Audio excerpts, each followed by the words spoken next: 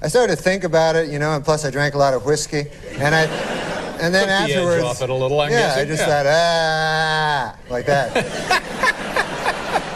Before you knew it, I was so crazily drunk, like just drunk out of my mind. And so then time passes in a weird way and everything. And my friends, they wanted to leave the bar. Right. Like, yeah, let's go, right? And I'm like, ah! I got like crazy all of a sudden, right? So I'm like, why should I leave? We're having fun here at the bar. You guys leave if you want, right? So I was like real drunk, and everybody was like cool. It was like a Western. It had a jukebox, you know, one of those. Guy gives you a whole bottle there, you know, and you go, ah. And then... That's what you do when you're drinking, ah. You a pirate all of a sudden? And then he came out, he's in a wheelchair, and he talks like this. He goes, ah. And,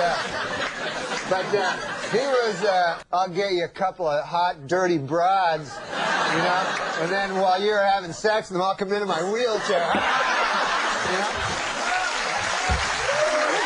Who knows what it means? You're not going to walk into a bathroom and all of a sudden Farrah Fawcett's like, ah, you know? You're not going to... What? I love it.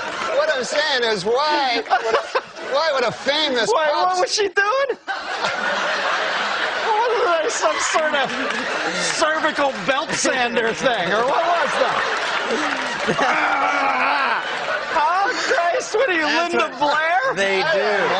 That's what they do. Right? That's what ladies that I know do. But I'll tell you this about Johnny Depp. He's taken this sexiest man alive thing, and he's using it to his benefit, as all good people in show business should. The new movie he's doing, Pirates of the Caribbean 3, he'll be doing full frontal nudity.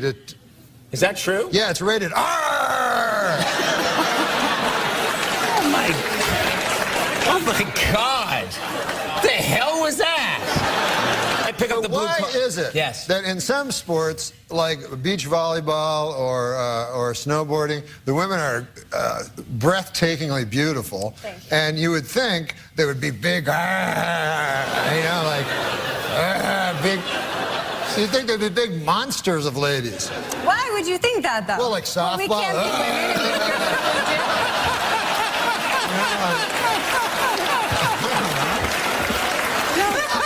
I keep reading like feud. There's no feud because No, there's not. I never did anything to him. That's right. For a feud, I'd have to be going, ah! You know? So I take out the mustard, I go, ah! And I throw the mustard out. Yeah. So I go to the gym, and holy Lord, have you ever been to one of these? No, I don't go. They're crazy. Yeah. You gotta like, they got the weights, you know? Yeah. That's the big thing, the big weights. weight machines, sure. So you gotta like lift the weight, it's really heavy, and then you gotta put it down, then afterwards lift it again, right away. And it's endless. It's like hundreds of lifting, and then afterwards you're just like sore and you're not vigorous at all. And I don't know how to drive a car, you know. You don't drive at all? No, I never learned how. Really? Yeah. Why? Well, I don't like them. I find them dangerous, you know? Like, you drive and you're in a car and you're going like 70, and then another car comes, he's going 70, right? And then there's like a foot between you, you know? Yeah. You're like, and they're honking, they're honking. And then who knows what, it's only a foot, you know? You know, like imagine you're in a plane and you're flying and you look out, there's some plane wreckage on a mountain, right? Or a plane comes beside you like 10 feet. He's honking, you know? That's sky rage. Hey, wait a second here. Hey! Because that's all the heart understands is violence, you know? And so they get there early, they go, and then your heart's like, I wasn't going to kill him. I am going to preemptively attack my hearse. And before it does anything, I'll just be like, my hearse, like, well, I didn't do anything. You go, right, Sonny, you're not going to. Like, one time I remember I was under the influence of the demon rum, and by God, I started punching my newborn in the face. Yeah. This is the amount of time that you think about sex. Every once in a while, But then the problem becomes, when you think about it, is all you can think about. You know, you're just like, ah, like a f***ing werewolf or something. Like, usually you're a civilized human being. But then every couple of days you're like, ah. The cancer's gonna jump up and go, ah, Uncle Bert's wife. Where is he? I won fair and square. You're like,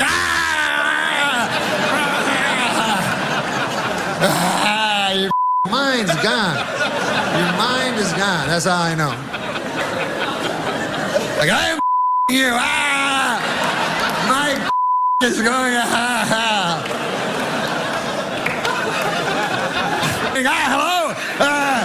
Yeah, hey, Frank, what's going on? Yeah, I remember that shirt. What about that? I gotta go.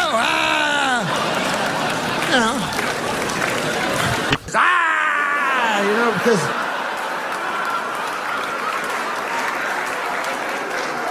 Fucking suck that venom.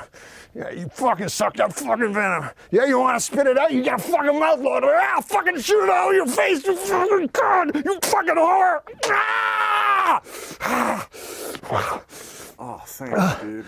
I didn't get any of that in my mouth. Yeah, no problem, man. We'll be back with Simon Helber. You fucking sit down.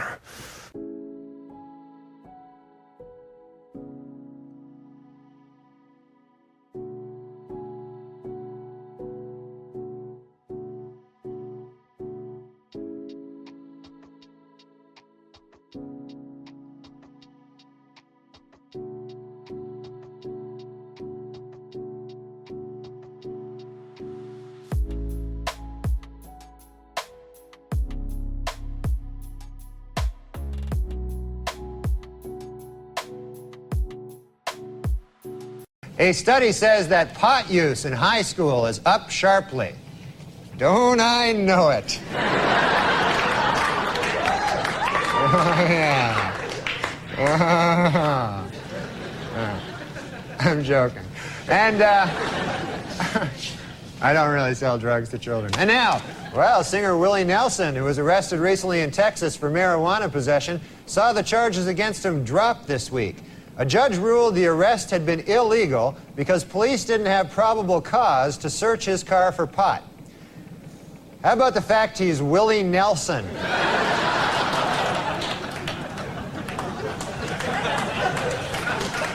And also in music news, the Black Crowes have announced that they will donate profits from a recent concert to victims of the Oklahoma City's bombing. Then the band will smoke a huge amount of pot.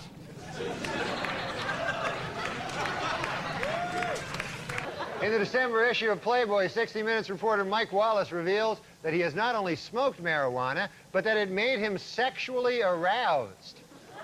According to Wallace, he made these comments in an effort to frighten young people off sex and drugs forever.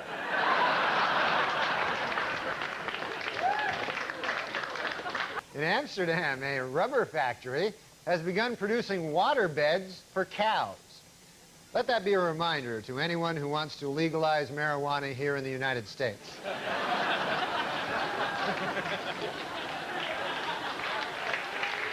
And in North Carolina, the Bowman Gray School of Medicine is looking for 20 habitual marijuana smokers who they'll provide with free pot in order to study the effects of the drug.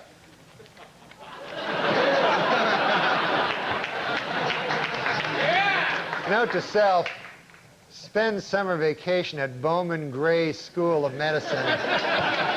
Maybe take Timmy Meadows along with you. Charged by critics with failure to prepare an exit strategy for Bosnia, a defiant President Clinton today insisted that he has one ready. Should the situation deteriorate, he will have all 20,000 troops airlifted to England and smoking pot within 24 hours. President Bill Clinton and Russian President Boris Yeltsin have made tentative plans to meet early next year. According to the White House, the pair will use the meeting to resume their ongoing debate, drinking versus pot smoking.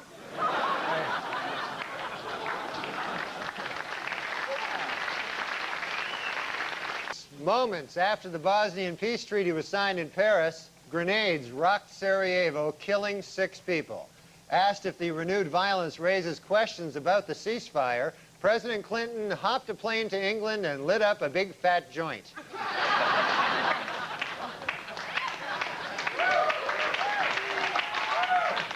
President Clinton said that if Dr. King were alive today, he would have supported the deployment of U.S. troops to Bosnia. Later, when asked how he could use the late civil rights leader's name in such a self-serving manner, Clinton hopped a plane to England and lit up a big fat joint. Sapphire called the First Lady a, quote, congenital liar. Clinton responded by saying Sapphire, quote, deserves a pop in the nose. Sapphire replied by offering to fight Bill Clinton, quote, anytime, any place. The president answered, quote, how about right now? Then hopped a plane to England and lit up a big fat joint.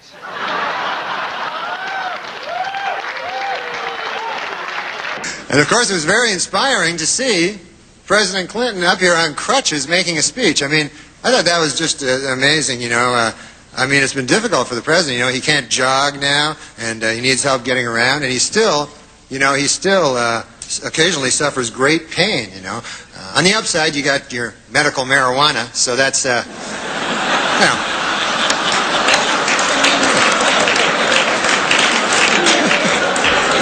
You must inhale, sir. It's the only way you're going to get better.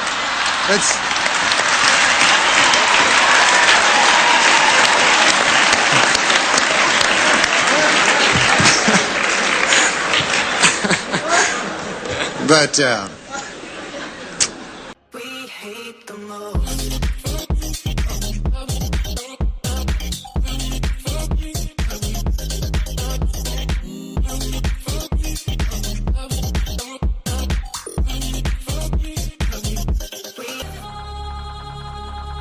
Do you think we stop saying N-rig, which means, you know, or N-rich, or nigger-rich, or nigger-rig, which were terms that some people are going, were they terms? Because, well, it's a fine. Or do you think we just shouldn't use people? Or what'd they say when you, hey, stop with that joint there, you're getting spit on it. So, no, hold on a second. So most people would say that we stopped those things because it was egregious. Yes. I know what I'm saying. Yeah, no, I know. And so you have to say, so if the answer... On the subject of SNL, and it's sweet when you took over for Norm, and Gilbert and I haven't said anything. Gilbert, I don't know, have you spoken publicly since Norm passed about him, Gil? I don't know if we haven't said anything on this show, yeah. which we would like to do now. You both knew him well, but the bartender speech when you took over, and obviously it was a very awkward period for you. Oh God! To be stepping into that role, and also a friend's job. Yes, yeah. It was like we lived in the same building too. You know how you go to your favorite bar and your local bartender isn't there? You ask, where's Jeff?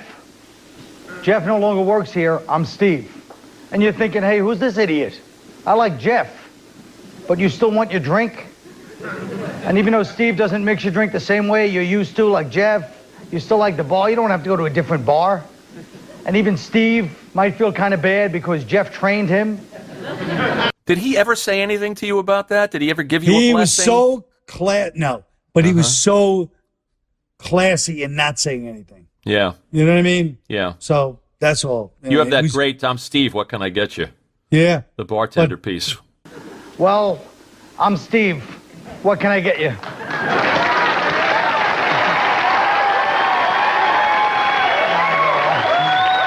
But I wish it would have stayed the way it was. But, you know, it is what it is. But, yeah, Norm is... he's so funny. He was so distinctively funny. You know? Nobody liked him, really. No, he had his own thing. You know what I mean? He was just very... well, like Gilbert. I mean, they just have their own... They march to their own drummer, even in a business where everybody marches to their own drummer. They both have that... you know, idiosyncratic thing where it just be like, this is how I am, and that's it. And it's great. But, you know, you have to tune to their frequency. You know, it's not like you can just, you know. You know what's funny about that first update you did? Here's Norm being fired, as we all know, by Don Ohlmeyer. Right. Because of cutting too close to the bone with the OJ jokes, when in fact he was doing a public service by telling those OJ jokes. And I'm watching you do your first update. There's an OJ joke. It's like the third joke. Yeah. In the February issue of Esquire magazine, O.J. Simpson said that if I had killed Nicole, it would have been because I loved her very much. And then he said, and if I had killed Ron Goldman, it would have been because he accidentally witnessed me loving Nicole very much. Somebody should buy this guy a John Gray book, all right? You shook his hand once? OJ? Getting out of a car? Well, Or he was getting out of a limo? He was getting out of a limo middle of the afternoon. And I have no psychic energy. I've never had those kinds of things, you know. But for whatever reason, this was in an afternoon. He's getting out of a limo with a girl. It's spring break. It's packed with people. It's Florida. And they're like, hey, do you want to meet OJ? I go, yeah, OJ. He's greatest running back of all time. You know, great, charming movie star. I shake his hand. He shakes my hand. And he's not even looking at me. He's looking past me. And he shakes my hand. And I felt like a joke of like evil. I swear to God. It's like the Dead Zone. That's what it was like. That's what it was like. And I was like, I go, that was weird, OJ. I love OJ. Well, that was weird energy, you know. Wow. So you picked up on something. I feel like I did, you know. It's, of course, in retrospect, but I remember telling people at the time, so. I was also fond of, going back to your SNL bits, Colin Quinn explains the New York Times. Yeah, that was a good one. And the St. Pat's editorial and Joe Blow. You look like you were having fun, and the best stuff is you and Norm together. That's right. That's right. There's obviously an affection that comes across on the screen. Yes, yeah. And that was the early days of it. It was great. I'm sorry we never managed to get him here. We tried, and for whatever reason, he was as elusive as you. He's more elusive. He's like, he was. I love to do it. I'd love to. You're like, oh, good. How about next week? Yes. What day? And you're like, okay. Yeah. He's like, all right, call him and we'll set it up. Next week is perfect because I'm doing this. And you're like, hey, I'll say Norm. Years later, what happened? What? I thought I was going to come on your show. What happened? It's like, oh, Jesus, Norm. Well, like you say, march to his own drum. Yeah.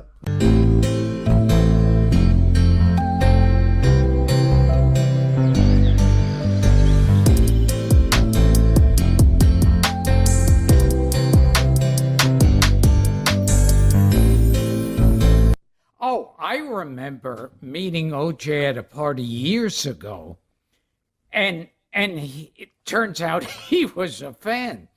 Uh-oh. And he did an imitation of me, and to this day, I wish I had like that on film. Of course. It would be like Charles Manson doing an imitation. Yeah. Yeah. Today there was a story about, like, you know, Dave Chappelle released a special on Netflix today. Oh, he did today? And, and there's a joke in there where he says that it was okay what Kevin Spacey did to Anthony Rapp because Anthony Rapp grew up to be gay anyway. And he went on to say it's actually not okay, but he's taking some heat for it. Do you think it's right or wrong or for him to say something like that? Do you think it's okay to say? Or what do you think? I think Chappelle's the greatest comedian. If women are actually equal to men, then there would be no WNBA, would there? You would just be good enough to play in the NBA with us. Or, here's another idea that's going to be very controversial. You could shut the fuck up.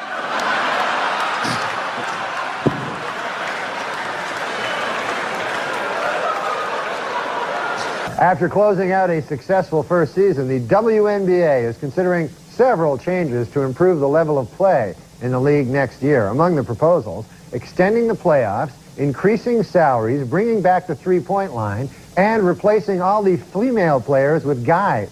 The WNBA officials expanded to 10 teams this week, adding franchises in Detroit and Washington, D.C.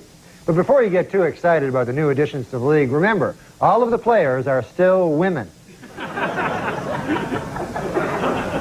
They stink at basketball, that's the problem. Other than that, it'd be a good, good game, but they're all horrible, so it makes for a kind of a boring game. The next time I watch a WNBA game will be the first time I watch a WNBA game.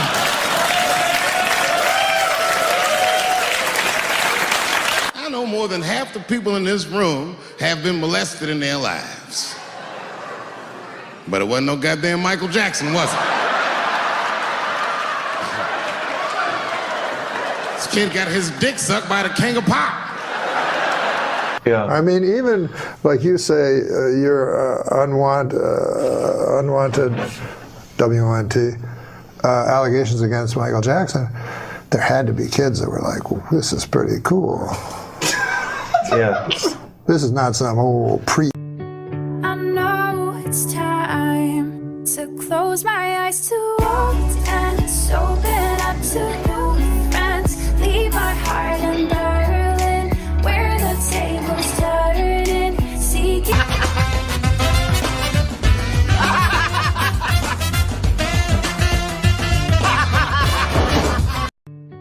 I know it's time to close my eyes to old ends, open up to new friends, leave my heart in Berlin, where the tables turning, seeking out the new vibe, running streets at midnight, cities never sleeping. I am in Berlin, Berlin.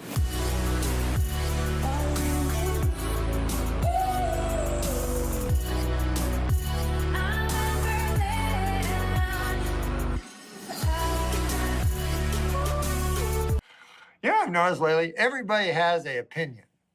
And when I was young, it wasn't that way, you know? People would have maybe, 6 opinions, you know?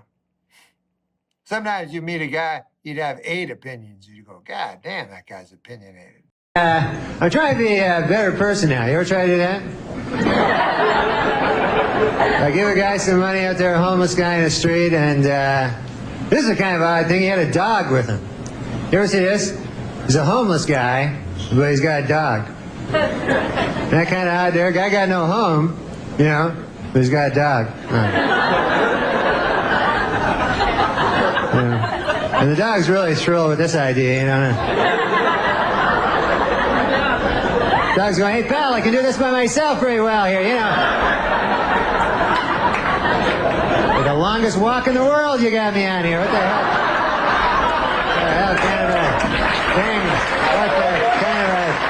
What the deuce?" And there was if you want to hear a story, I love me a Norm story. One time we were in the office doing update stuff, and there'd been a news item about there was going to be a newspaper for the homeless, you know, and so we were thinking about doing some of that. So we started improvising. It was more of a scene, it's not something we could do on the segment, but it was like a tough kind of Perry White kind of editor going like, "You, Miller, I want 500 words on going to the bathroom in your pants.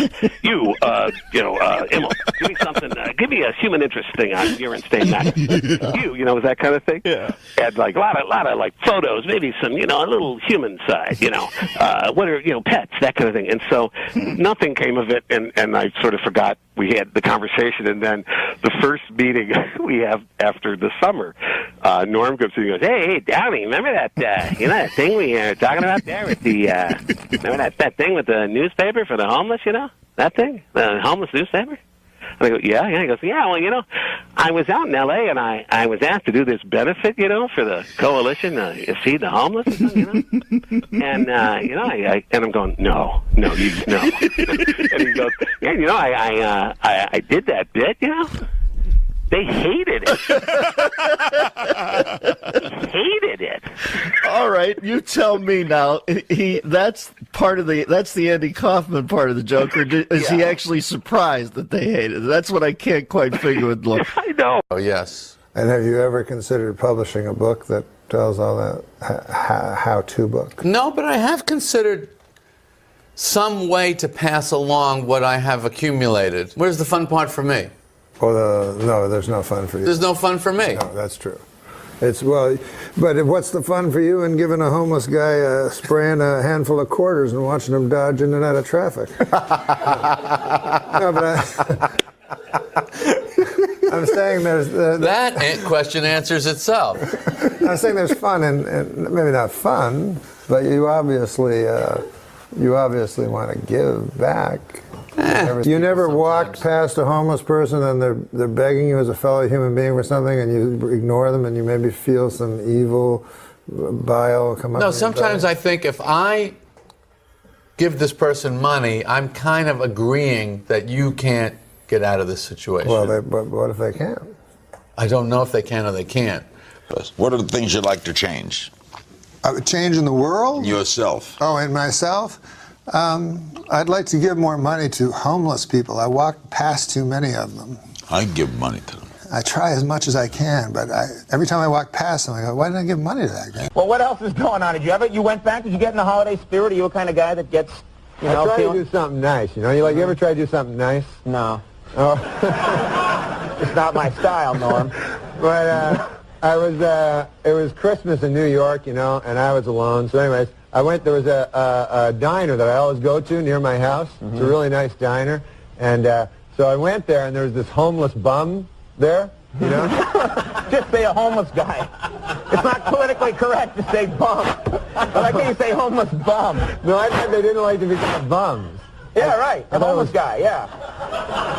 Okay. Well, anyway, I'm not going to let you get to this story. I'm just going to keep giving you a hard time about bums. You meet a bum, a hobo, a tramp. A tramp, yeah. He had a little stick with a thing on it. He was from the 1930s. Yeah, okay.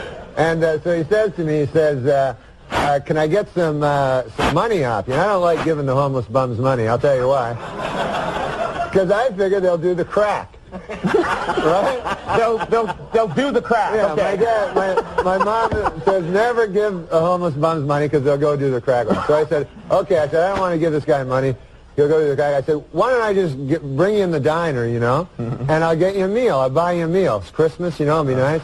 So the guy goes, okay. So we go in the diner and we order, you know, the meal. And this guy just keeps ordering food, you know, like he's really hungry. Yeah. And so he orders and orders and orders, and I'm like, well, you know, you got to be nice, got to the, you know, thing. Sure. And so I order like a soup or something, and then all of a sudden, like, this unbearable stench comes off the guy, huge stench.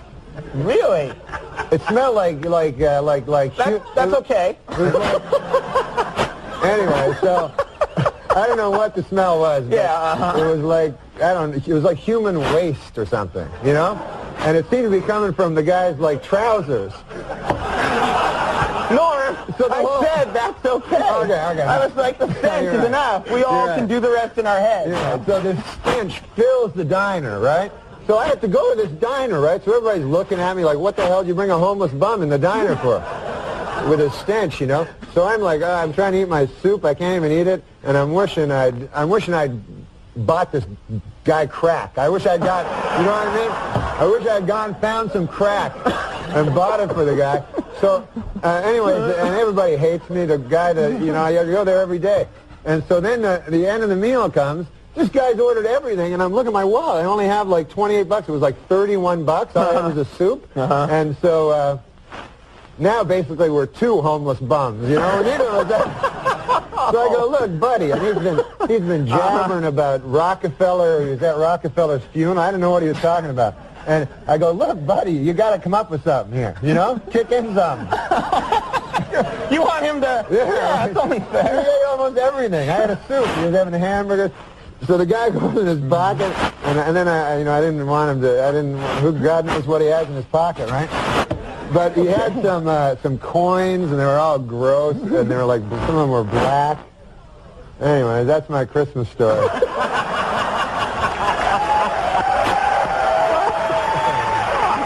Man, wow! What a yarn spinner. You're a regular Garrison Keeler over here. And some of the coins were black. Good night, ladies and gentlemen. And you close the book and kiss your child good night. That's a nice story. I took a homeless guy, said, I'm going to take you to this diner that I always go to. So I go there with him, you know, into this diner, sit down to get me a meal. Good God, if the guy, the unbearable stench of urine starts coming off this guy. So nobody wants that in a restaurant. You know? You don't want that. So I'm like, all right. Everybody's like trying to eat, you know. So the guy orders his food, and I'm trying to talk to him. He starts telling me about how, this is his idea of a conversation, this guy. Starts telling me about how Governor Rockefeller is poisoning the pigeons right in the city. So I tell this guy, I go, what are you, retarded? I said, Governor Rockefeller, I said, the governor of this state is Pataki, Governor Pataki. He says, no, you know, he talked weird. He was like, the pigeons. He says, the pigeons are the cleanest animal you ever seen. I go, I'm not arguing with you, buddy, but I'm telling you, the governor's name is Pataki. It's unbelievable. He's crazy. Turned out he wasn't retarded. He was, you know, woo. You say there's no way we could go back, and that I've broken what we had. Oh, I wish that you would come around. No. Now, Norm, you've had Saturday Night Live has a really long. I used to work there. It's a long summer break, you guys. Yeah, it's like school. You get a whole summer off. It's pretty sweet. Have you been performing at all this summer? Yeah, I did. I've been doing stand-up, you know, at clubs and stuff. Sure. And, oh, man, I didn't realize how much, I forgot how much I stunk at it. Like, I'm not good, and everyone hates me. I went to this gig right in town. You ever hear of the Bowery? Yeah, yeah. You know that place, right? Sure, yeah. I've heard of it. Yeah, it's Skid Row. Mm-hmm. And so there's all these homeless bums on the street and everything like that. Yeah. And you have to go through it. So I went to this club, and I bombed. They hated my guts, so I was all mad. You know, I get mad when I don't do good. And then, so I went out of the thing, you know, I walked out. You walk like that, really? You've got that problem, I remember. So I walk out of the club. So I get out, and this homeless guy, you know, this bum, he starts walking beside me, bugging me, you know, hey. You're not supposed to call them bums anymore, no. Yeah, but anyway. Hobo, you know?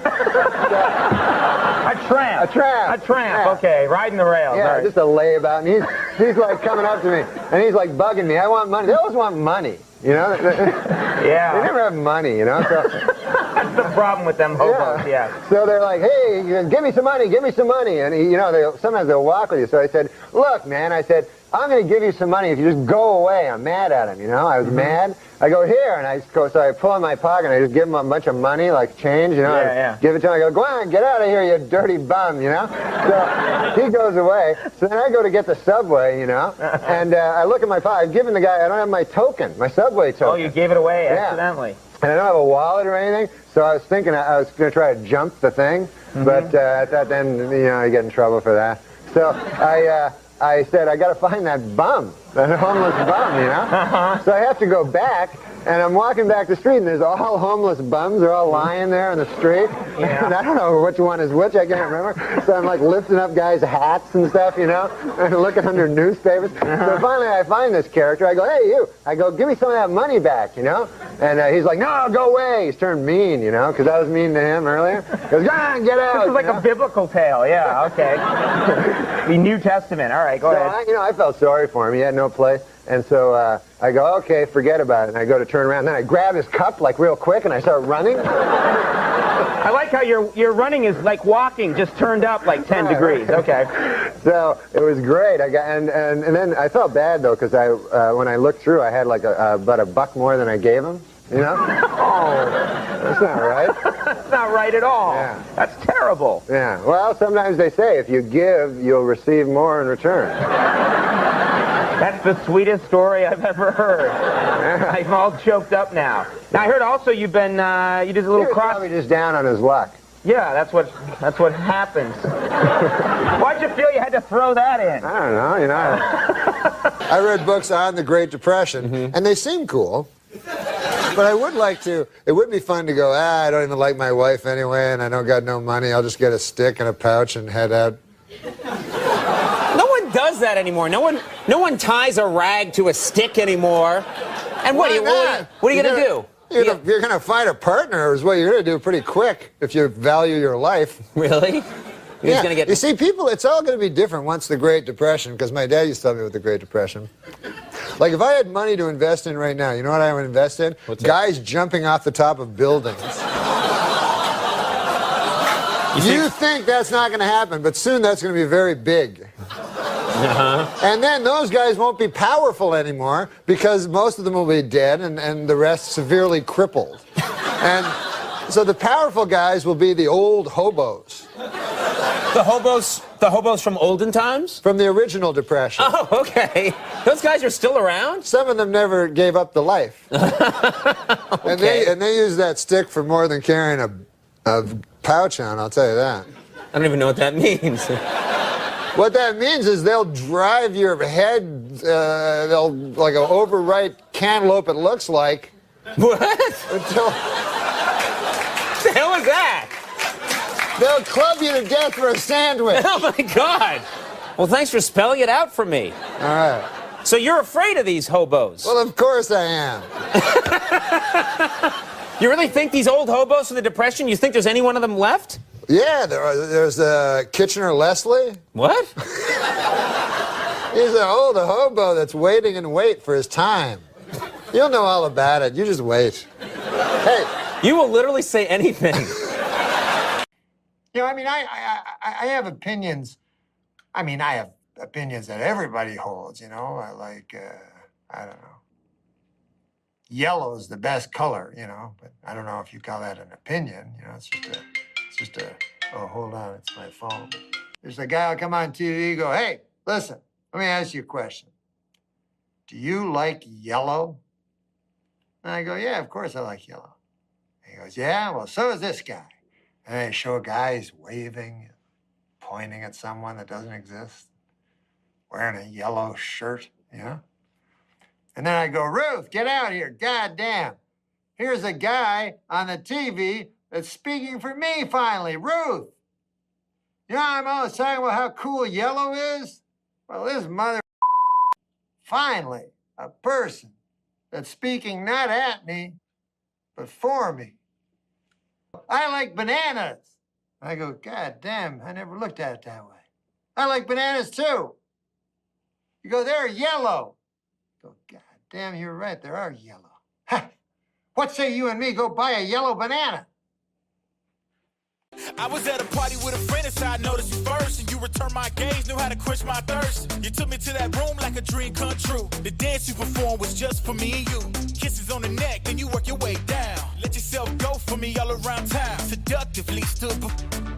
No, I don't do him from his radio show. I just do him from the, because he has his article in USA Today. His column. You ever read his Yeah. column? Yeah. And all it is he just, anything he thinks of, he writes it down. Sure, his thoughts. A king's thoughts. Yeah, and they're just like completely random. Like he'll go like, blue is a great color, but for my money, yellow is the best. It's like crazy.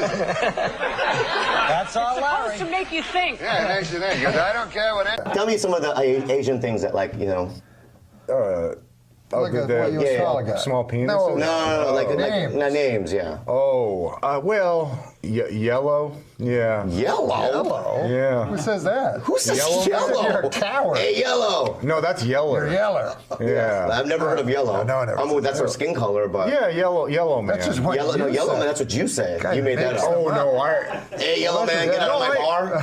I've never heard that. Do you know all the racial things against Asians? Yeah, can you? In Milwaukee, Wisconsin, a man allowed his 8-year-old daughter to take the wheel of his car, and an accident ensued that damaged 7 other cars and injured 6 people, which once again proves my theory: women can't drive.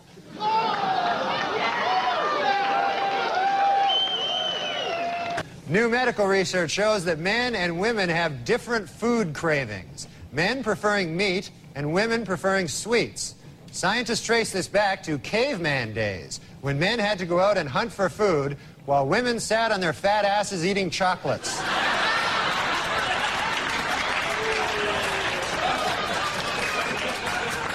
A celebrated fertility statue, which many believe has the power to make women pregnant, began a nationwide tour this week. The hundreds of women who claim it caused their pregnancies are of different ages, races, and religions. But they all have one thing in common. They are all dirty, dirty whores.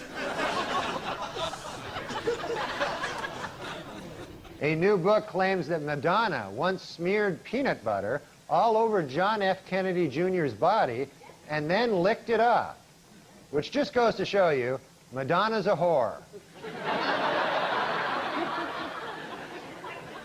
In other show business news, it has been reported that superstar Madonna is pregnant. Although personally I find this a bit hard to believe. I mean, Madonna isn't even married. It's like crazy. And And finally, Weekend Update would like to congratulate Madonna, who gave birth to a beautiful baby girl last Monday. The baby weighed in at 6 pounds, 9 ounces, making it the 4th largest object ever to pass through Madonna's birth canal. I like that Madonna's baby thing. Oh, yeah, yeah. Oh, yeah. funny. Oh, you know, thanks. I really have to give it to that guy that's the father, you know, Carlos... Leon. Carlos Leon. Or Carlos Leon, I forget which one. Because you got to have a lot of guts. That means he had sex with Madonna without a condom. Yeah. That's great.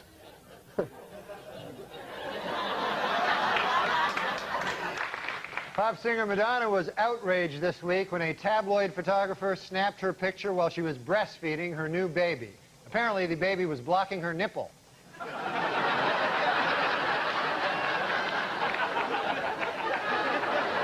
Well, filming has finally begun in the long-awaited life story of Evita Peron, starring pop singer Madonna. According to its producers, the film is 100% historically accurate, except for the part where Mrs. Peron has group sex with the Houston Rockets. Texas millionaire J. Howard Marshall may have died 2 months ago, but as we see here, he and wife Anna Nicole Smith can still enjoy a romantic evening at home. Former Playboy centerfold and Guess jeans model Anna Nicole Smith collapsed this week after she suddenly realized that she actually had sex with this guy.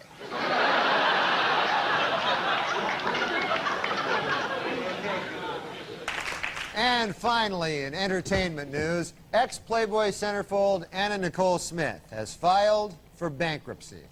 And saddest of all, she slept with this guy for nothing.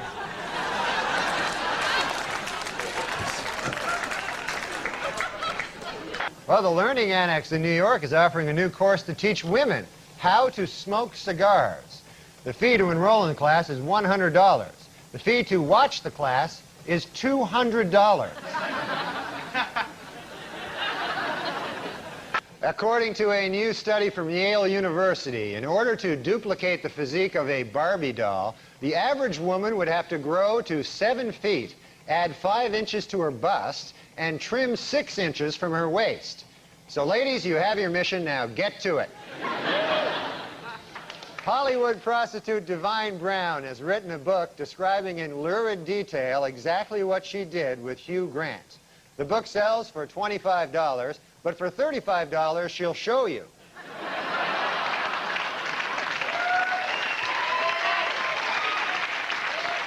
Former British cavalry officer James Hewitt, who was Lady Diana's secret lover, says he will never, ever disclose the contents of more than 100 love letters that she sent to him.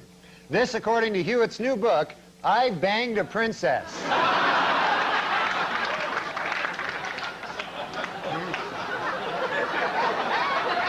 Under a new ordinance, exotic, nude, and topless dancing will be banned in any establishment selling alcoholic beverages in the city of New Iberia, Louisiana, or as I now refer to it, the most horrible place on earth. Exotic dancers say a city ordinance requiring them to keep 4 feet away from their customers will put them out of business in Shoreline, Washington, or as I now refer to it, Nazi Germany. In sports, distance runner Jutta Pippig set a record by winning her 3rd consecutive Boston Marathon, despite suffering from both her period and diarrhea throughout the 26-mile run. In addition, Pippig also set a record for causing the most spectators to make this face at a Boston Marathon. Well, Jocelyn Elder's new book, Jocelyn Elder's MD, came out this week. I read it. After closing out a successful first season, the WNBA is considering several changes to improve the level of play in the league next year. Among the proposals, extending the playoffs, increasing salaries, bringing back the three-point line, and replacing all the female players with guys. The WNBA officials expanded to 10 teams this week, adding franchises in Detroit and Washington, D.C. But before you get too excited about the new additions to the league, remember, all of the players are still women. They stink at basketball, that's the problem. Other than that, it'd be a good, good game, but they're...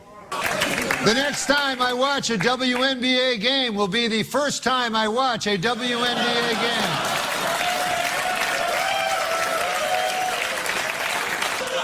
Hey, WNBA, I got an idea that'll sell some tickets. Shirts and skins.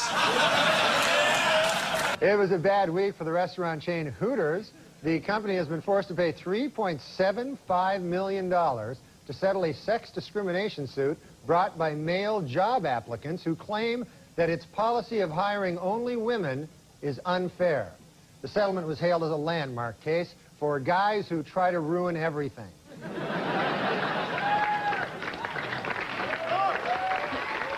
According to a new survey by the Women's Vote Project, women would be more likely to vote if they could send in ballots by mail or if polls were open longer. Also, more women would vote if you were permitted to bake your vote.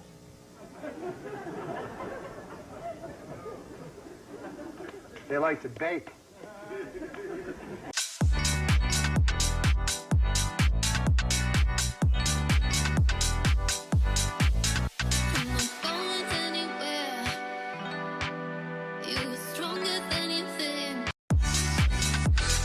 Safer drivers, men or women? Well, according to a new survey, 55% of adults feel that women are most responsible for minor fender benders, while 78% blame men for most fatal crashes.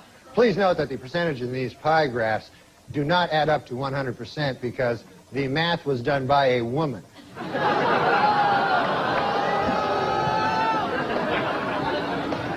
For those of you hissing at that joke, it should be noted that that joke was written by a woman. So now you don't know what the hell to do.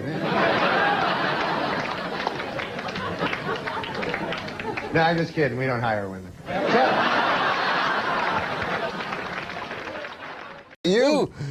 Let me suck your dick so I can get leukemia. Oh.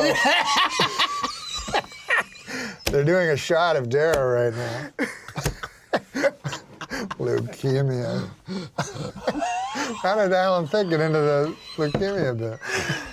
That's Michael Douglas. Because that's if you suck cock. But you get leukemia. So that was Michael Douglas. Wait, what? Now let's look at it for $1 million, okay? This question, can you believe it? Maybe $1 million. Yeah. Gonna be yours. Me? Here it comes for the kids. Oh, for the kids. For the kids. During the Cold War, the U.S. government built a bunker to house Congress under what golf resort? The Breakers, the Greenbrier, Pinehurst, the Broadmoor.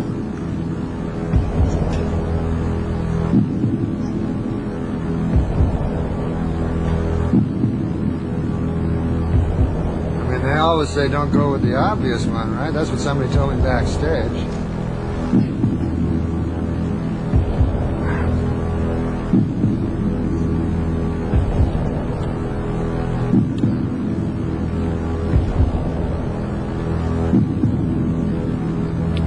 See, here's the problem. Let's say I lose all that money and it gets back to Paul Newman.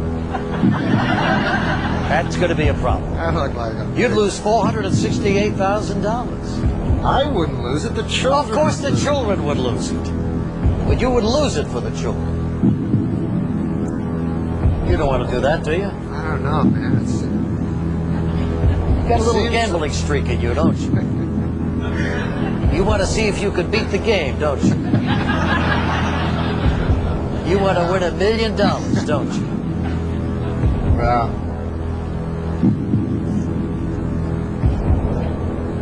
I'm going to say Pine. You're going to say what? I was thinking of Pinehurst, but you say don't go with the obvious, so I'll say Greenbrier. Please, before you say final answer, Norm, I'm not kidding. $468,000. Unless you're sure. Okay, fine, forget it. It could be Pinehurst. Is that what you're going to say? Just give me the $500,000. We'll quit. All right. Do you want to walk? What? I have to find out if you want to walk away. Well, no, I was going to answer a question, but you told me. I quit. It's too much for me. I can't stand it. What do you want to do, baby? Tell me what you want to do. Well, I think Pinehurst is too obvious, so I guess I would say what's it name? Greenbrier. What are you making that face for? Forget it. I'm scared to death. Okay, give me that. Forget it. I'll just give it $500,000. All right. What do you think? Take a guess. I have no idea. I said my guesses. I guess I was wrong. It must be one of those. Did you say Greenbrier? I said, yeah. Yeah, you would have won $1 million, but 500,000. Come on, be happy. You were great, Norm. You were just terrific. Yep, you were fabulous. I'm not kidding you. And that's it for the second edition of Celebrity Millionaire. Here's the other thing. On the Millionaire Show, one night, Norm MacDonald, our friend Norm MacDonald, and star of the show Norm, was on the Millionaire Show, and Norm is, he comes on and he just behaves like a nitwit. Well, it turns out he's some sort of like genius nitwit because he runs the damn board on the Millionaire Show, and they get right up to the $1 million question, and Norm says, I think A, and Regis says, are you sure, Norm? And Norm says, yeah, I'm sure. And Regis says, well, it's a lot of money. Think it over. Take your time. You want to reconsider?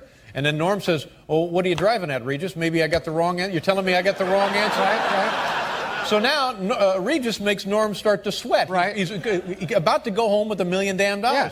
Regis talks him into changing his answer. And what happened? He was wrong. Oh, you're kidding. He was wrong. Regis threw him off. That's right. Is that legal? Yeah, and so he walks out of there with a gift certificate from the Gap. That's not, I don't think that's legal. How can you do such a thing?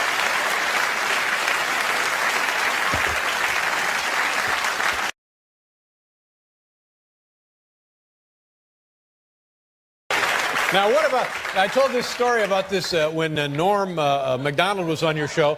Do you remember that? I remember it very well. He's up there at $1 million, Regis. He can walk home with $1 million. First of all, Norm says to me, I'm playing for Paul Newman's Hole-in-the-Wall Kids. That's great. Hole-in-the-Wall gang. Yeah. Have you ever been up there to that camp? I hear it's fabulous. Oh, it's unbelievable. And it's a terrific thing that Paul Newman has done. They do a fantastic job. But you understand he has won $500,000. Now, if he goes for the $1 million and he misses, the Hole-in-the-Wall gang get $32,000. That's right. Still a nice paycheck. A nice sum, but I want them to be sure to get the $500,000. That's right. So the question comes up, where did the U.S. Congress build a bunker during World War II under which famous golf course? And we mentioned 4 golf courses. And Norm is vacillating between Piedmont and another one, and he can't make up his mind, and he's going back and forth. And I was saying to him, Norm, if you really don't know, because he's saying, I'm playing for the kids. That's right. Don't you want me to win for the kids? Right. If I lose, you're to blame. You got to face those kids one day. Right. All of a sudden, I'm against the kids. Well, that's what it looks like. So I said to Norm, be smart. Take the 500. Be careful. I But if you really don't know the answer, take the 500. 500. Right. And that's exactly what he did. I see. Okay? So he didn't go on and blow the question. You talked him out of going on. That's right. And he ended up with $500,000 for the kids. But he, in his mind, you know how it worked out? He had the right answer. He had the right, so he could have gone on for $1 million. That's right. Well, see, now I stand corrected because I thought you had bullied him out of the $1 million because, because I know that a percentage of that comes out of your paycheck. You guys are murder. First of all, I got him slandering me with Kelly Ripa, and then you're killing me with Norm. Yeah. I need your love. You free my mind. I need your love. Yeah, you free my mind. And still in line. I didn't know you were on Who Wants to Be a Millionaire. Oh, yeah, I was on that show. You could have won $1 million. I saw that. I won $500,000, but I didn't get to keep it. I had to give it to a charity. Darn it. What charity did you give it to? I gave it to, well, I always wanted to meet Paul Newman. So it turns out he has this great charity for sick children. And I thought, hey, this fits in perfectly with my desire to meet Paul Newman. So I gave all the money to his sick children in order to meet him. Did you get to meet him? No. No? He sent me a letter, but then I felt guilty, like that I'd given all this money to sick children only to meet Paul Newman. So I talked it over with my lord, and I decided it was a venal thing I had done. Well, you had good intentions, and maybe because... No, I had bad intentions, but I ended up with good action. Good result. I had a good result, and then I didn't pay off on my bad intention, so it turned out it was all right. Remember, what are some of your Regis memories? Well, one time I was on his other show, Who Wants to Be a Millionaire, and it was Celebrity Who Wants to Be a Millionaire, so the questions are a little easier. Yeah, you won. I heard they didn't give you the money. Yeah. No, they give it to a charity. They don't tell you. That sucks. No, they give it to sick children. Oh, that's nice. Yeah, that's nice. They need, they need money too. Are you drunk? When I look into your eyes, though, I'm not joking. I've never had a talk show host say that to me. When I look into your eyes, I see... and I've done hundreds of talk shows. I see an eternal being. Thank you, Norm. A lovely thing to say. So do you think there is such a thing? And as what? As a supreme being? No, an eternal being. I think we all are. Oh, what surprises you about me? What surprises you about me? You mean just during this interview? Just in general. You seem kind. That's surprising? Uh-huh. Because I would think you were cold. Right. And yet you're warm. Oh, thank you. And in your eyes, I always go by eyes. Again, I always go by eyes. You should. And it's what if someone's blind? It's not sexual. It's not only sexual. What if someone's blind? My dad knew a blind man, and my dad was in the war. He was a double generation older than I. He had me when he was 50, so he was in. That explains a lot. He was in the great one, and all his friends were old. Right. And so. Wayne Gretzky? He had a That's a good joke.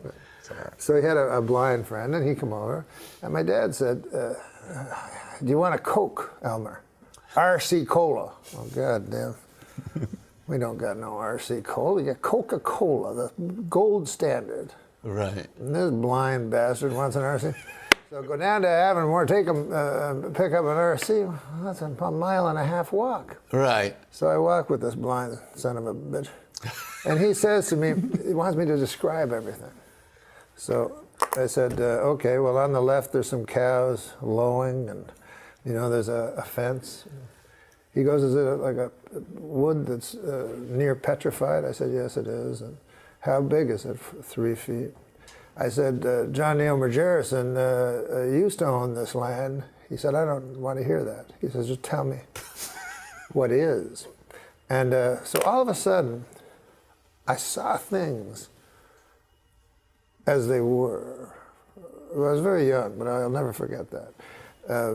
Because I had to see, for this blind man, I had to see and describe not my opinions. Right. So when I went by John Neil Majerison's house a half a quarter later, right, I didn't mention John Neil or anything. I just described the house, right, because that's all he wanted to see.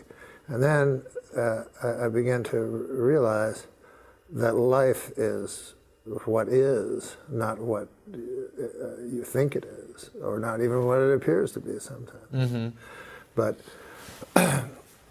I think you would agree that your life or my life is just a series of facts, a series of incidents. It's not what you dream or hope or believe. It's what you do. I would say the exact opposite. What do you think it is? First of all, you mean to tell me this does not end with we suddenly realize, why the hell are we getting this blind man a different brand? That's not the punchline? Oh, no, there's no punchline. Oh, my God. I thought I was being... Didn't you see a million miles away? 1,000%. Why are we getting a different brand Coke for a blind man? That's not where we're going? Well, he didn't... His sense of taste was expanded. He doesn't drink it through his eyes. I guarantee you could fool a blind person with an off-brand Coke. But anyway, let's go back to your question. Is life the facts, yes, or is it what we think yes, it is? And I would, to me, the facts are somewhat irrelevant. And what you dream, hope, imagine is the reality. Our life is the perfect testament to that, because everything we are is only because we imagined it. Yes, but you imagined it into being, and so the being is what's important. Yeah, no. What if because the imagined made What if you just sit at home and imagine things on your chair? Are you just a person sitting on a chair, or are you what is in your mind, the imaginings of your soul? You're the imaginings. The real world is not this. Mm-hmm. These are props. This is the trunk. Is this the real? act is in here. Is this the real world? If you were really funny, you would have poked me like Mo. I mean, there's a reason that we don't look at each other in the chest. Isn't there? Yeah, but we take notice of the chest. Oh. We look in the eyes, but we also look around. You like a chesty lady, right? I'm not. Oh, God. I know it's time to close my eyes to old ends, open up to new friends, leave my heart in Berlin, where the tables turning, seeking up. What's next for Jerry Seinfeld? We'll find out. After this? No. Oh. Because you're a young man. I'm 62. What? Really? 62. Holy Look how look you shit. get. Look good. Yeah. Looks a lot better than me, and I'm 68. Dreamlike. How fast did that go? I found it dreamlike. Me too. It's a wonderful thing. Yeah. There's something beautiful about this one. I'm so not glad. joking. I'm not being ironic. No, I really loved it too. It was great. Oh, that's great. So Too bad this guy was here. Yeah. Maybe I had a bad time.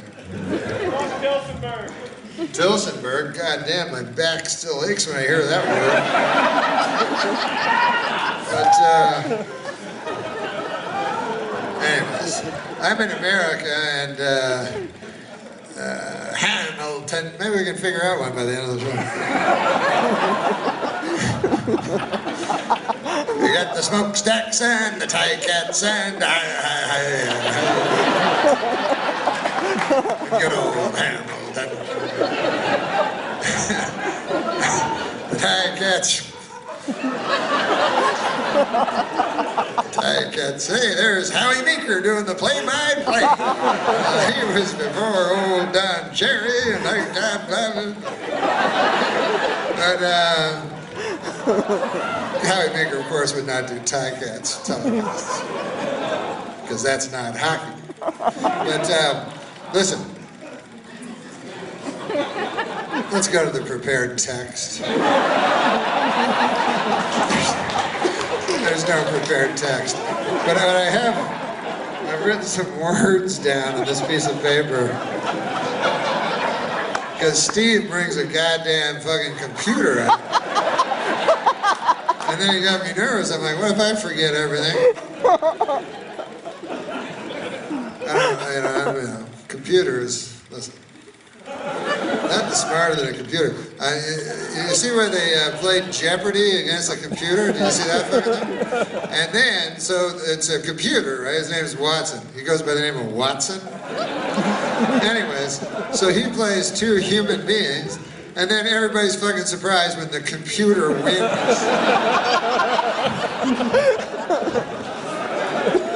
I thought it was going to be that guy who worked at the hat factory. That guy seemed pretty smart.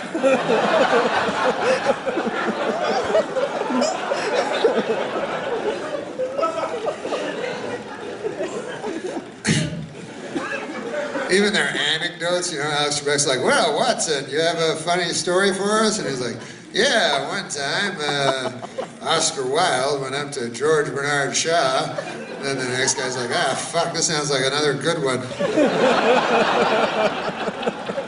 I was going to tell him my one about that fellow that took the wrong hat that day. You can't be no fucking computer. What are you? They know everything in the world.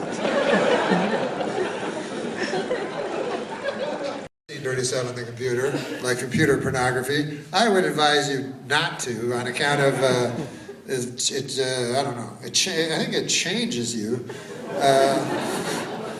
Fundamentally changes you. Because you're just a regular fella, and then you're fucking looking at this stuff, and then first, because I only got turned into it about a couple of years ago, I was late to the game, but I couldn't fucking believe what I was seeing. First of all, there's thousands upon thousands, and you never see the same girl twice. That's the weird thing. You go, good Lord, is every girl a whore? I've never met a lady like this in my life. Where do they live? I don't fucking... And they're just with some fat guy with a big belly. I don't know. Anyways. And then you get desensitized to it too, you know? That's what happens after a while, because at first you can't stay, you're whanging off 6 times a day. And after a while you get, like they say in the big books, desensitized. I don't know if you've ever read those big books. That's a word they enjoy putting in there.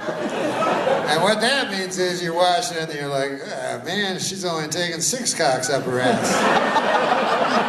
Why should she get into business if she'd be such a prude? I'll find something else. I'll find a worse thing a human can do to another human. I need to, You don't want to reach that stage. Then you gotta pull away and try to be a civilized human again. Man, enough filth. What I was going to say about America is that when you go there from Canada to live, you realize things are important. Like everybody got a fucking opinion about it. You guys like fucking whatever, but everybody got an opinion. And in Canada, I grew up, and I didn't really have, opinions and stuff like that, and I think it's because it's my Canadian nature not to, because things are very important in the United States, like elections and stuff like that. You vote for the wrong guy, he could blow up the fucking world. So that's because they got a red phone. We don't get no red phone. They're not going to give Canada a fucking red phone. But, so there is a very important decision who you vote for. And here, when you vote, it's always like, who are you going for? I don't know. I think I like that guy that wants to build that bridge. I'd like to see a bridge over the... So it's not going to be that consequential one way or the other. And then also, you don't even get to vote for the fucking top guy. You just vote for the fucker who lives down the street. Then he's in Parliament, and he's like, hey, what about that bridge? And they're like, shut the fuck up. But that goddamn bridge. Why the fuck would we care about your riding? Why? We don't care about your riding. But in the States, people are very, very into opinions, and everybody's got one, and I don't know when that started, because I know virtually nothing, and so I daren't have an opinion on most things because I don't want to be wrong, and but people ask all kinds. Like one guy came up to me the other week, he was like, hey, what's your opinion on stem cell research? So I'm like, me? That's an interesting question. I'll tell you what, why don't I go to science school for 10 years, and then I'll come back here. We'll meet here on this very spot a decade hence, and I will jot it down in your century at a glance. We'll meet right here, and I will tell you what those 3 words mean. I don't know. I just talked into this thing. I don't know. Anyways.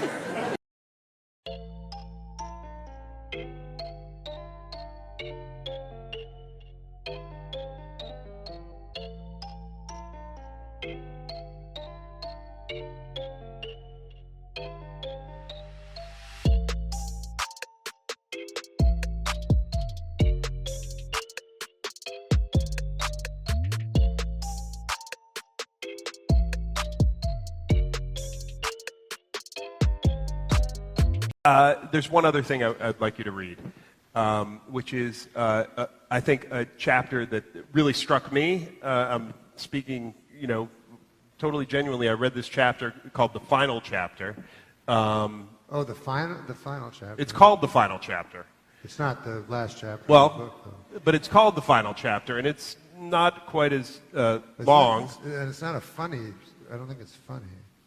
But you don't always have to be funny. We're in a house of worship.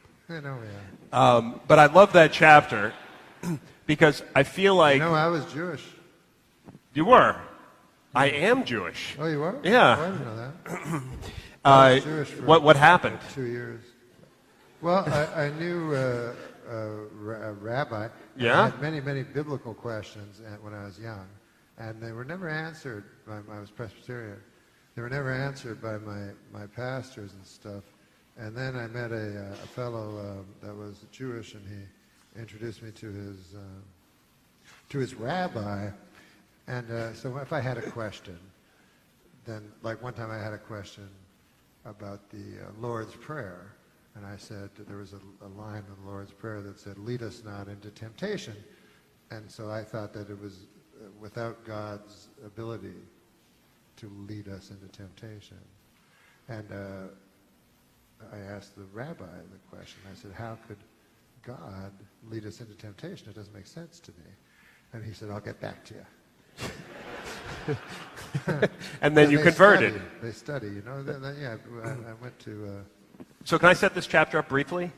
Sure. Okay. So what I love about this chapter is that it, to me, you talk about facts and truth and on, but this is a very true chapter to me for some reason, even though it was ghostwritten, right? Uh-huh. So I would like you to read it for everybody. It wasn't really ghostwritten. Yeah. Okay. Was that what you were going to say? I wanted to say something better, to be totally honest. I'm still kind of moved by, you read this tiny white coffin thing, and we're all laughing, and then you go, oh, that kind of happened. That's very... But what did you like about that? Start again. Okay. I just find in that chapter, it's so rare for people to be so aware of their place in life, and so self-aware, and to be actually able to... Well, I was forced to, during writing of an autobiography, which is, it's your life, I was forced to ask myself questions and find out if I was happy or unhappy or content or malcontent or... So anyways, this is what I came up with. Yeah. There is the way things are, and then the way things appear. And it is the way things appear, even when false, that is often the truest. If I am remembered, I will always be, if I am remembered, it will always be for my 4 years I spent at Saturday Night Live, and maybe even more than that, by the events surrounding my departure from that program. As long as SNL exists, then so do I. When people come to see me do stand-up, it is because somewhere in their memory I live on SNL, dressed as a young Burt Reynolds, insisting Alex Trebek refer to me as Turd Ferguson. And they come to see me, and I am old and fat, and I don't mention SNL, and I do my answering machine joke that always does well. And they are happily disappointed, and after the show, they stand beside me and take pictures, the way you would with a donkey at the side of a road.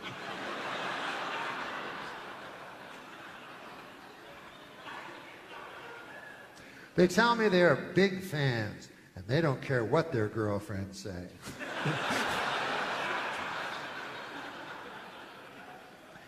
They understand me, even though they know good and well that no one else does.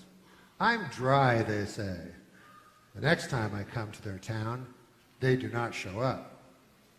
It can be difficult to define yourself by something that happened so long ago and is gone forever. It's like a fellow at the end of the bar telling no one in particular about the silver medal he won in high school track, the one he still wears around his neck. The only thing an old man can tell a young man is that it goes fast, real fast. And if you're not careful, it's too late. Of course, the young man will never understand this truth. But looking back now, I can see that my life since SNL has been a full sprint, trying with all my might to outrun the wolves of irrelevancy snapping at my heels. But it has all been in vain, of course. They caught and devoured me years ago. But not completely. Lorne would see to that. My foot would still make a vague imprint. Myself would still cast a faint shadow. And years later, I would write a book. And not only write it, but be in it as well. I think a lot of people feel sorry for you if you were on SNL and emerged from the show anything less than a superstar. They assume you must be bitter. But it is impossible for me to be bitter. I've been lucky. If I had to sum up my whole life, I guess those are the words I would choose, all right. I've been lucky. When I was a boy, I was sure I'd never make it past Moose Creek, Ontario, Canada, but I've been all over this world, except for Europe, Asia, Australia, Africa, and South America. Oh, and Antarctica. But that's really splitting hairs. I mean, how many people have ever been to Antarctica? I never expected to be any more than a common laborer, and I would have considered myself lucky to have achieved that. But I was blessed with so much more. I'm a stand-up comedian and have been for over a quarter of a century. I performed thousands of hours from a small club in Ottawa, Ontario, all the way to a small club in Edmonton, Alberta. Sometimes I get big laughs and I think I'm the best stand-up in the whole world. And other times I bomb and I think I'm not even in the top 5.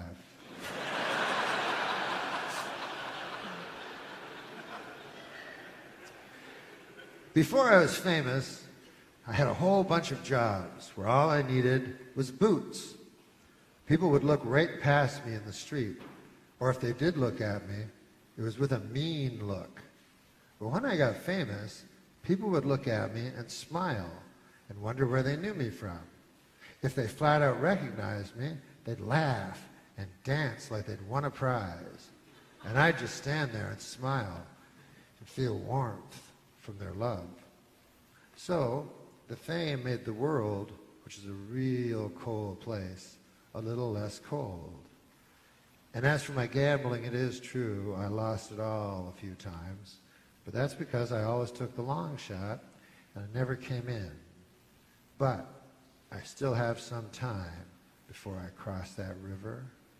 And if you're at the table and you're rolling them bones and there's no money in playing it safe, you have to take all your chips and put them on double six and watch as every eye goes to you and then to those red dice doing their wild dance in freezing time before finding the cruel green felt. I've been lucky. I need your love. You free my mind. I need your love. Yeah, you free my mind.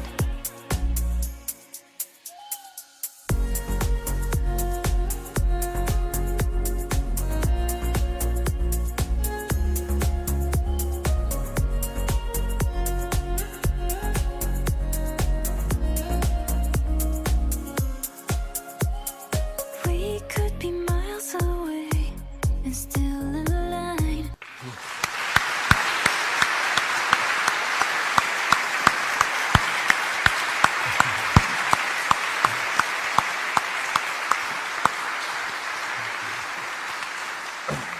Beautiful chapter. and Thank you it's- for clapping like Yeah. that. It makes me feel nice. Hey, Dave, say what you will about Elon Musk, but with his new plan to bring people to Mars, nobody is a more creative serial killer. Like my friends, Lori, who's my good friend, her best friend, or not her best friend, but her friend is Elon Musk, who I'm sure. Yeah, you know. SpaceX. And I go, this guy should be the most famous guy in the world by far. Yes. This guy is the coolest motherfucker Yes. You know, and he just risks everything constantly, and he has so much hope, and he's not a cynic like everybody else. Yeah. He wants to colonize Mars, and oh my God, like he's a leader in 2 insane fields: space flight and automotive. I know. It's crazy. And he's making a hydro loop to San Francisco. It's just like, and he throws all his money. So he makes. I think he started with PayPal. Yeah. So he makes all his money. Boom, throws it all in. So at one, as soon as he fails, everything disintegrates. Yeah, you know? exactly. But he doesn't care. He just tells me, he goes, I want to be alive to see a man on Mars. I probably won't be, but it's amazing in this world of everything. And it's also it's beautiful that those people still exist. That can rise from whatever muck we're all in. Right. They can still be no, we're gonna go do this. They can have imagination. Instead of going like, hey, the fucking global warming, everything's gonna go to shit. Like, it's like, let's build a rocket and go to Mars. He has an answer. Same. That's awesome. He has an answer instead of the answer being the other guys are wrong. Exactly. Like, exactly. Yeah. This is getting so serious. It is. Right? Yeah, that's good. Yeah, it's good. It's good. We hate the most.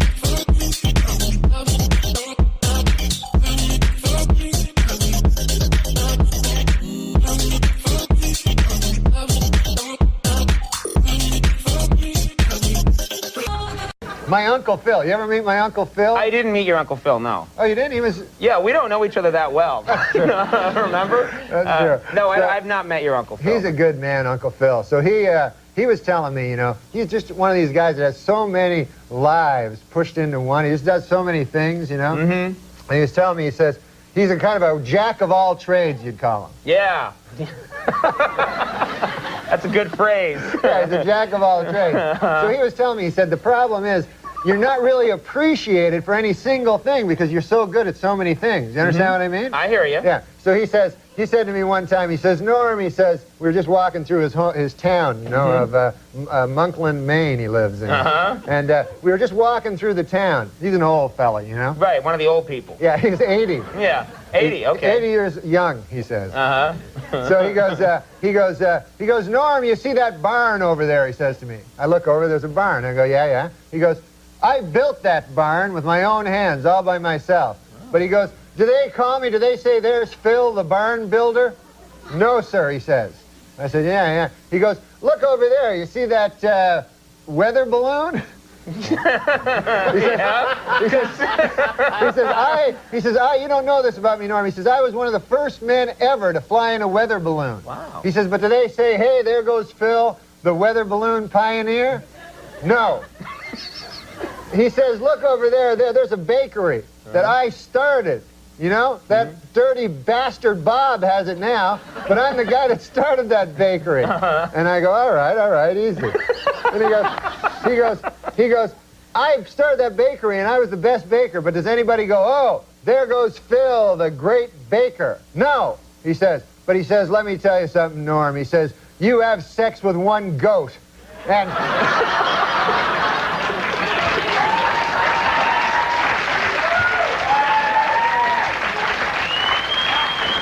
He says, people then, they say, there goes Bill, the dirty goat.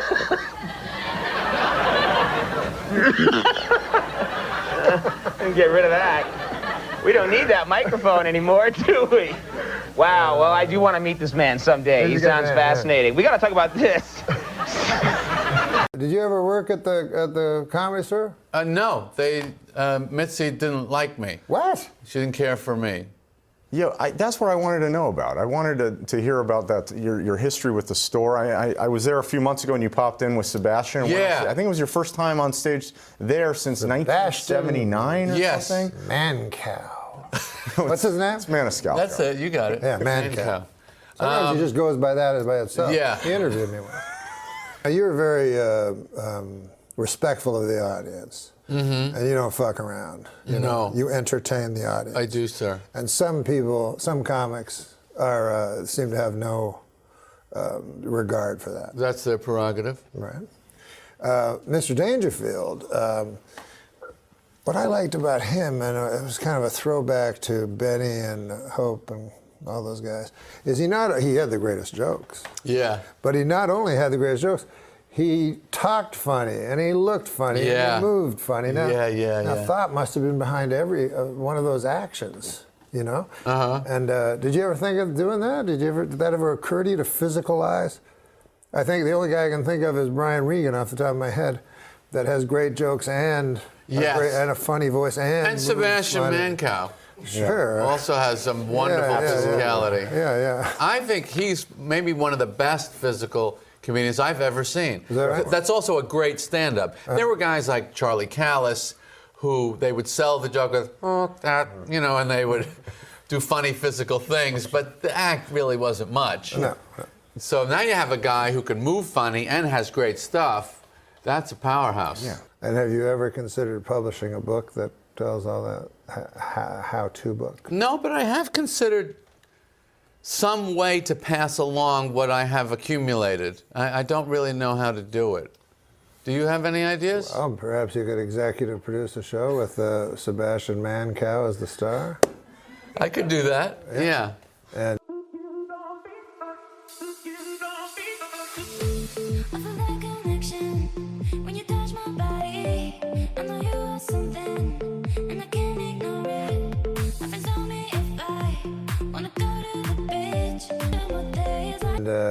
And well, what fun is that, though? Where's the fun part for me?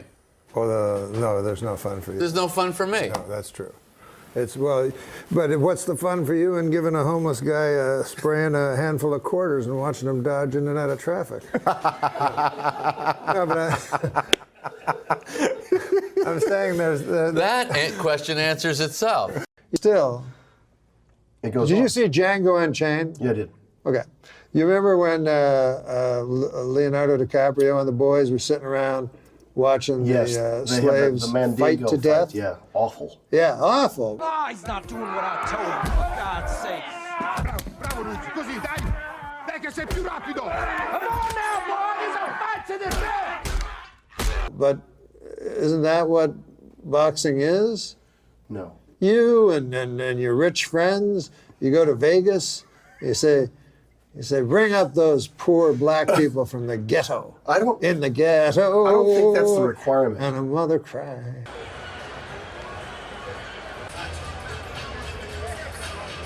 I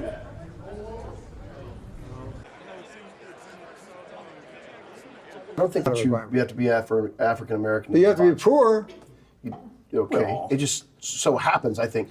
Maybe because that's a way out for kids. Yeah. Yeah. But do you think it's cool that rich people pay money to watch two poor people fight to the death? Well, if they're good, they won't be poor anymore. Mayweather was one of the top paid athletes last year. Yeah, and he lost it all on the Jaguars. This car costs $3.2 million. This Bugatti right here costs $1.6 million. You ain't seen these toys. I haven't seen these? No. Boy, this is 7 cars, man. Silver, platinum, Miami, black LA, white Vegas. Yeah. I thought we were going over my credits, and you've lured me into a discussion. You put me on the side of the argument. I'm trying to say, a rich white person oppressing young black males into boxing. I don't know how I got that. Let's go back to Saturday Night Live. All right. Because it was always a mystery to me why you were fired. I had my own theory. It's a rather shallow theory. I'd love to hear your theory. You were bald. Oh, that would not make it an issue. That would be the worst reason ever. I grasped onto that you were bald. You know what I mean? The way that conspiracy theorists go, by God, one disturbed 24-year-old could not have taken down Camelot. I think the same way with you. Why were you fired? Was Oswald 24? He was an overachiever. He looked older than 24. I look at the poster and for Anchorman 2, and what do I see on the poster? Paul Rudd. Who else do I see? Will Ferrell. Who else do I see? Steve Carell. Steve Carell. Who else do I see? David Koechner. 3 multimillionaires. I'm not multi-million. Do you think I'm really wealthy? No, I said 3 multimillionaires. Oh, 3. Listen, folks. Name me another guy that had that many characters in the first year of Saturday Night Live, bar Eddie Murphy. Well, I'll bet you Mike Myers did. First year? Mike Myers, first year? Nothing. Nothing. Why do I keep getting put You're on not a this bitter side, man. You're not bitter. this side of these arguments? Well, you must. Your father had something to do with turkeys. Well, I was told. A little birdie told me. He was a manufacturer of turkey coops. What is your favorite project you've ever worked on? This. I want to talk about Del Close. Favorite project I've ever worked on? There's tons. There's tons of them. Yeah. A recent one, and this is not just. So you don't understand the word favorite. Wow. Is this called Norm's Hot Box today? This guy, Pee Wee Sherman 300 is his name. He says, in a few words, tell us why Second City is so much better than the Groundlings or Upright Citizens Brigade. Is it? That's what he thinks. He said, tell me why it is. Yeah. I keep getting put into this situation. Here's your argument you must defend. What are its properties? Can you tell me what some of the properties a mug might have, Norm? I've lost him. I think he's asleep. No. I can tell you what properties a mug might have, but I think you might be interested in the fact that this guy used to jerk off punks under the Queensboro Bridge for $15 a man. Are you sure they were punks? How did we get there? Paradise with your body, I don't wanna share. We're making dynamite, explosive love intentions building in the air. In improvisation, you get a suggestion. Could I play one of the deadly sins? Yes. You let that inform what you're going to do. For instance, pick one of your favorite deadly sins. Well, gluttony. I remember one time a preacher that I used to know when I was a young boy, and he said he was driving his bicycle, here and there and here again. I was driving his bicycle. So, what's going on? I was going to tell you a story. I know, but it has to do with this. Okay. And he's a good man, pious man. And one day, his bicycle went missing. So my daddy said to him, Bert, that was his name. We weren't Catholic, he just called the preacher by his first name. Bert, I think I know how to find out who stole your bicycle. How would I do it? When you're when you're doing your sermon next week, you just go through the 10 Commandments. You just go through the 10 Commandments from 1 to 10. And when you hit number 8, thou shalt not steal, you look at the congregation and you'll see somebody, doing this here, fiddling with his glasses. That's your thief. I'll do it, Bert says. So my daddy told me that story, and I was really hankering to see that speech that Bert was going to say that day. So he goes through the 10 Commandments. Starts from 1 right down to 10. Now he gets to 8 and speeds right through it. Speeds right through 8. My daddy said, "What the hell?" So afterwards, you get outside. Bert, what in earth happened? Number 8 was the one you were supposed to go. Why'd you speed through it? Bert says, "Well, I'll tell you why. When I came to number 7 in the 10 Commandments, thou shalt not commit adultery. By golly, I remember where I put my bike." He was fucking Widow McClanahan. Then it's not adultery. She's a widow. No, but he's a man of the cloth. Oh, he's a Catholic. He's a priest. No, he's a reverend, but we have our, So that's how we got there from the 7 deadly sins. Okay. Yeah. And The Shawshank Redemption picked up the New York Film Festival's coveted award for the stupidest movie title. In a related story, 3 of Hollywood's most powerful men, David Geffen, Steven Spielberg, and Jeffrey Katzenberg, joined forces last week to form their own movie studio. When asked what sort of films we could expect from them, the trio replied, mostly pornos. That's good news. Well, Tom Cruise got ready for the premiere of his new movie, Interview with the Vampire, by sucking all the blood out of wife Nicole's...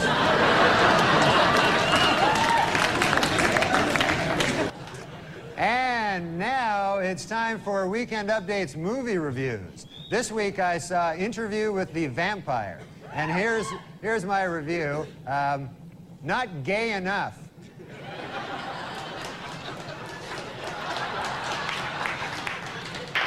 Well, this coming Monday is Oscar night, and 3 films, The English Patient, Secrets and Lies, and Shine, are locked in a tight race in the category Best Picture There's Not a Chance in Hell I Will Ever See.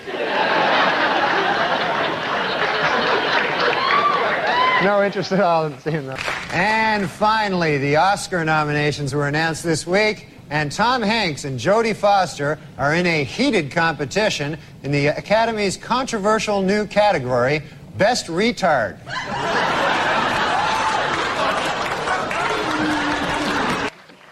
20th Century Fox has announced that Macaulay Culkin will not be hired to star in Home Alone 3.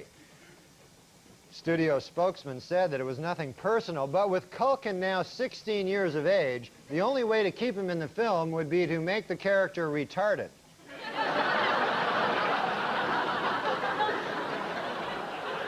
A deadly outbreak of the Ebola virus is said to be responsible for more than 100 deaths in Africa and a couple of really bad movies here in the United States. Well, the much talked about film Showgirls opened this week, and here's my review. Basically a high-budget porno film, Showgirls is a thinly veiled excuse to show lots of naked buttocks, legs, and breasts. On a scale of 1 to 10, I give it a 10. Remember 12 Angry Men, the classic courtroom drama? Well, the first film about the O.J. Simpson case is in the works. It's entitled 9 Angry Black People, 2 Scared Asians, and a White Guy Who Hasn't Spoken Since Rosa Lopez.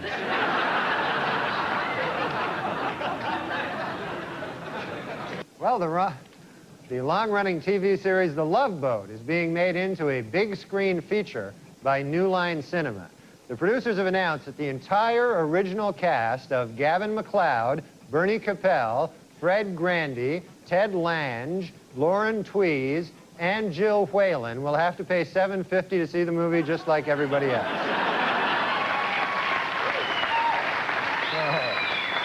Asked recently what will set his new Batman film apart from its predecessors, Batman and Robin director Joel Schumacher said, quote, "In this one, all the costumes will have nipples."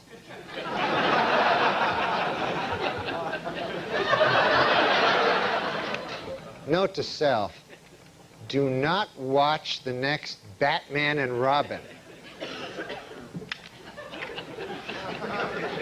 HBO has finished casting its new movie about the talk show wars entitled The Late Shift.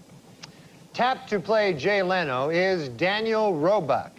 The part of David Letterman will be played by Michael Higgins. And the part of Arsenio Hall will be played by Arsenio Hall. Woody Allen is to be the subject of a documentary film which will follow his jazz band on its 1996 tour. According to its producers, the documentary will focus strictly on the parts of Allen's life that no one could give a rat's ass about. Well, filming has finally begun in the long-awaited life story of Evita Peron, starring pop singer Madonna.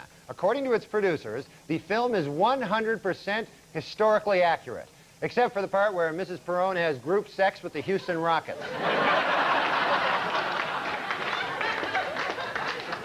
In the new movie, Mrs. Winterbourne, talk show host Ricky Lake plays the part of a young mother-to-be. According to film's producers, Miss Lake was so serious about achieving a realistic pregnant look, she forced herself to lose 30 pounds.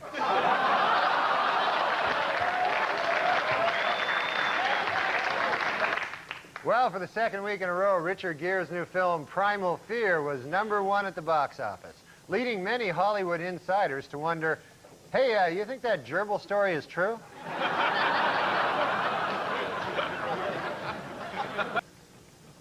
Last night, the epic disaster film Twister opened to big box office and some controversy. The Reverend Jesse Jackson has called for a boycott of the movie, claiming that not enough black people in the film are killed by tornadoes.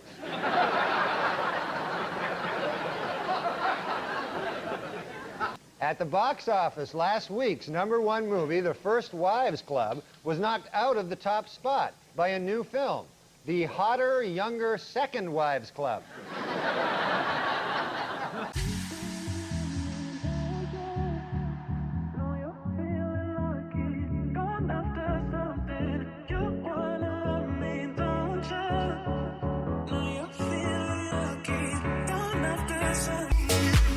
She was telling me, this is interesting, she was telling me that, you know that movie, The Elephant Man? Yeah. We were just talking about it backstage, and I always thought it was a stupid movie, and she said it's a really good movie, and I said the stupidest thing in it is because, you know that part where the guy says, I am a human, I am not an elephant, I am a human being. The guy doesn't even hardly look like an elephant.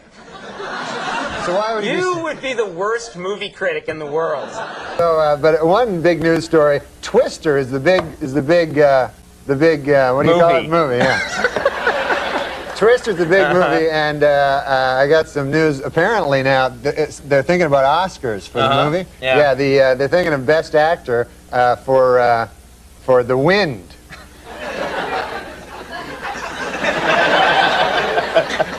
Before the show, you said that stunk. Yeah. Yeah, you were right. I did. Hey, man, I met the guy from... I met the guy from Lost, played John Locke. You ever hear that fella? Of course. Yeah, Terry O'Quinn. Terry O'Quinn. Yeah. I love Lost. You ever watch Lost? Yeah, I'm obsessed with the show. Yeah, yeah. Yeah, I'm still watching it. I watch it. I watch it on the link. No,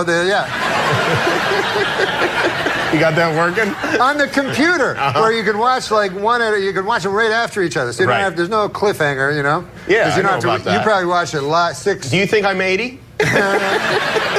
No, you probably watched the show though. I did. I watched it during. So that must have been incredibly frustrating. No, it wasn't. Why would you say that? Well, because I couldn't wait 30 seconds to get into it on my DVD. Sometimes it's better to space things out, though, and discuss it with your friends, have a little talk about what happened, and then you have to wait a week, and it's delayed gratification. Yeah, I guess, yeah. That's what's fun about a book club.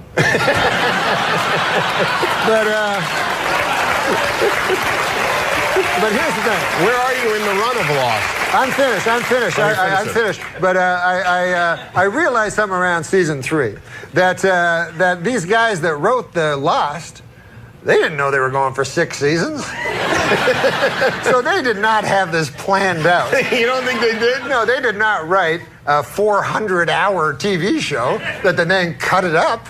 They didn't know when they were going to get canceled. So then they're just making up stuff and everything, and then crazy things happen. They didn't get canceled though. They planned to end they ended the show early. That was their ending? Yeah. Oh, yeah. That's even worse. If that was their ending.